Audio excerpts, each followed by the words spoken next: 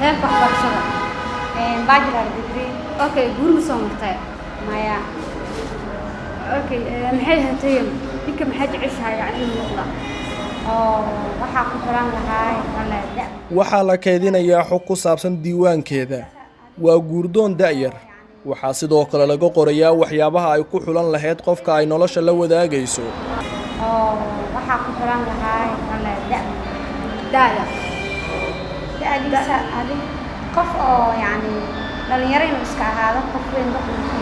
ilaa iyo sanadkee يعني نظر هذه 25 إلى 30 أوكي شقنا وعينه هاي dooqu waa cajiib qaar badan oo inaga mid ah oo iskaabul ah waxay ku haminayaan in nolol qurux badan ay sameeyaan laakiin xulashada ugu badan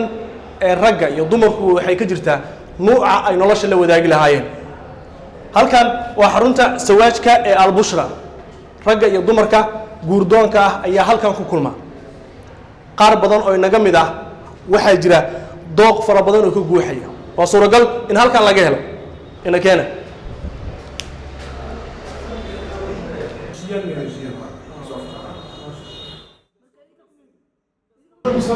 معمولة يقول هرم صامرتي هذا ربطين يقولستين محط كحلنا قفل جوسمس هرا أصول جوسدي هذا لو حاكو حلنا يا قفل جوسنا هاي ديني دبعت بس ما شاء الله ما شاء الله والله وحلا عند افتتاح معنا هذن وحاول ما شاء الله ما شاء الله الزواج جوردونا وماضي هيك بدنا جرو مجال جو وحشانا يا وجعلنا جور كنا وحش في عن ولا نبي دينة النشري إن كيف إذا فرصتنا قف حشانا ما شاء الله وكلام حياته الله فري مجال هذا كو وايد كم ملها ما شاء الله لبضي ملها وكلا جور كيو بركة كجرتو إن سكسر وهذا جعلنا هاي وحرجينا إن شاء الله أنا محوها هاي وحصل ضد هدف قوي ماضي إن كهلا وهنا محوها قف أهل الدين ودبع الله هلا أنت سكيلة كحجينا يا محا وحكي حجيك لما جرتو صوصنا جعلان الله سيدين تخبط فتفروا بالدين النبي صلى الله عليه وسلم هاي خلينا دتكنا كوجور سودان إن شاء الله بركة إن شاء الله قرقس رجنا xarunta guurka ee albushra waxaa asaasay dhalinyaro u damqatay dad badan oo guurdoon ah balse ku fakaraya meel ay wax ka bilaabaan waxaana xaruntan laga hirgeliyay wadada wadnaha nawaaxiga isgoyska geed jacayl ee Muqdisho shaqada ugu weyn ee xaruntan waa isbarida ragga iyo dumarka doonaya inay galaan guur xalaal ah si gaar ah ayaana la isugu xulayaa lamaanaha isku dooqa ah awalan waxay tahay mawduuca koowaad annaga labada qofood oo muslimka ayaan isbaraynaa oo ninkii naagta ah markaan isbarno ay labadu ittifaaq ay gaaraan ittifaaqaasna oo noqdo ittifaaq fiican oo sharci ah oo qofta kale uu jecel yahay ayaa waxa la wacaa dadkii waalidiinta ahay oo ka mas'uulahay ilmahan iyo dadkan iskursana oo walaayada iska lahayd xaruntu awalan waxay ka saacidaysaa wiilku markuu noo yimaado inaan diiwaan gelino taariikh nololeedkiisa inuu noo sheego mas'uuliyaddan gabadhan u soo xulayno inuu guursan karo inuu kafaaladeeda u buuxin karo xaruntu asaaskeedu waalidka waa number 1 telefoonihiisa ayaa yaal waalidka gabadha markii wiilka heshiiyaan waalidkii waa wacinaa waxaan u sheegaynaa waalidkii inuu guurkii gabadhan ay soo doonatay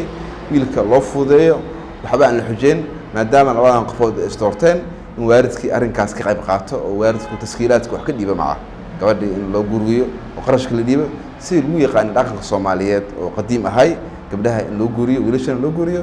dadka Soomaaliyeedna waa caado hore u yaqaaniin oo wiilka hadduu waxba haysan in la saacido gabadhana la saacido howlwadeenada xafiiskan ayaa dhalinyarada iyo dadka doonaya inay guur xalaal ah sameeyaan kula talinaya in xaruntan ay yimaadaan بسم الله الرحمن الرحيم موعي وشبل حسن أحمد وحجوج حفيزك البشرى كردونك محي هتين كبير سوماليات رجع كلي لما قابله